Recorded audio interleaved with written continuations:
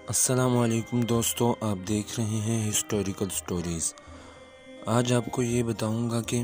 دنیا کا پہلا ایک بر اعظم سے دوسرے بر اعظم پر وار کرنے والا ہتھیار کوئی راکٹ یا میزائل نہیں بلکہ ایک ہائیڈروجن غبارہ تھا۔ شاید آپ کے لیے یہ تسلیم کرنا مشکل ہوگا۔ اس سے پہلے والی ویڈیو میں نے تفصیل سے بتایا کہ کیسے روس نے جرمنی کے خلاف کتوں کو بطور ٹینک شکن ہتھیار کے جنگ عظیم دوم میں استعمال کیا تھا۔ اس ویڈیو کا لنک میں نے ڈسکرپشن میں دے دیا ہے، وہاں آپ اس ویڈیو کو دیکھ سکتے ہیں۔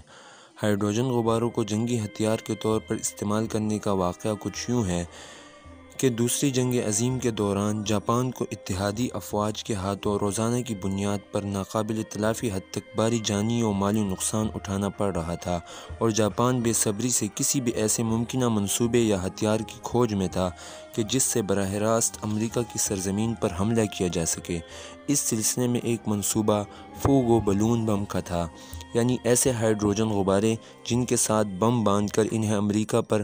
حملے کے لیے استعمال کیا جا سکے۔ 1944 میں فوگو غبارے کی پروڈکشن پر کام شروع کیا گیا اور نومبر 1944 تک فوگو غبارے تیار ہو چکے تھے۔ اس غبارے کا وزن بم سمیت 12 سے 15 کلوگرام تک ہوتا تھا، اور ان غباروں کو امریکہ تک پہنچانے کا جاپان کے ساتھ واحد راستہ یہی تھا کہ ان غباروں کو بحر الکاہل میں جاپان بحریہ کے جہازوں سے اڑایا جائے تاکہ یہ غبارے اڑ کر 4 سے 5 دن میں امریکہ اور کینیڈا میں جا گرے اور وہاں بلاسٹ ہو جائے۔ مجموعی طور پر جاپان نے امریکہ اور کینیڈا پر 9300 فوگو غبارے داغے، لیکن مسئلہ یہ تھا کہ ہوا کا رخ، بہاؤ اور رفتار ہمیشہ ایک جیسا نہیں رہتا، جس کی وجہ سے ان 9300 میں سے محض 1000 کے قریب غبارے ہی امریکہ اور کینیڈا تک پہنچ پائے۔ باقی غبارے سمندر میں ہی گر کر ڈوب گئے اور ضائع ہو گئے، جبکہ 2 عدد فوگو غبارے تو الٹا جاپان میں ہی پھٹ گئے،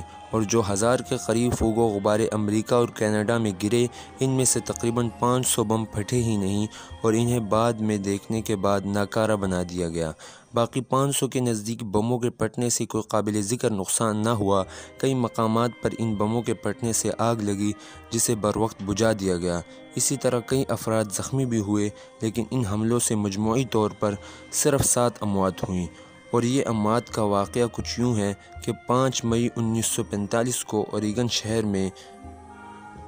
ایک فیملی پکنک پر نکلی کہ دوران پکنک ہی وہ فوگو غبارہ ان کے نزدیک گرا تو 5 بچے جنہوں نے اسے گرتے دیکھا وہ اسے کھلونا سمجھ کر اس کے ساتھ کھیلنے لگ گئے، یہاں تک کہ ان کی ماں ایلسی مچل جب